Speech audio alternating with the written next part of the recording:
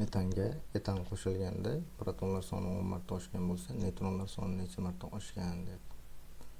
Birinchisi metan, keyingisi etan. Mollarini olib 1 molga x mol olamiz. Protonlar soni 10 marta ortgan. Xo'p, 10 marta ortyapti. Metan tarkibidagi protonlar soni 10 ta. 10 marta ortsa 100 ta bo'lib qoladi. 10 tasi metan tarkibida bo'lsa, 90 tasi etanning tarkibida bo'ladi. Keyingisi neytronlar soni necha marta ortgan. Nima qilamiz? Etanning molini aniqlab olishimiz to'g'ri keladi. Neytronlari metan tarkibidagi neytronlarni aniqlab olamiz. Oltin formula bilan foydalanadi. 6 ta ekan. Endi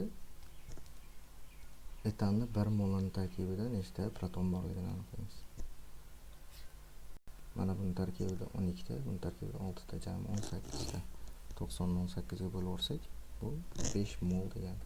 Ya'ni x'imiz 5 ga teng ekan. 5 mol etan tarkibidagi neytronlar sonini aniqlamoqchimiz. 90 taqsim 18 qildik. Mana bu protonlar soni. Bu chiqdi 5. Mana bu qismini yopib qo'ydik. 5 mol.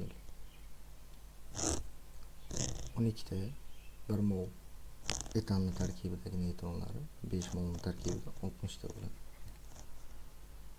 Ehtiyot bo'lamiz, mana shu qismida etan tarkibida 60 ta ekan, metan tarkibida 6 ta ekan deb 60 ta 6 ga bo'lib javobini chiqarib qo'ysanglar 10 varianti ham bor, lekin bu xato bo'ladi. Umumiy yig'indisidan bo'lib qo'yamiz. Umumiy 66 ta neytron ekan, dastlabki 1 mol metan tarkibida 6 ta. Necha marta ortgan? 11 marta ortgan. Javobimiz B varianti.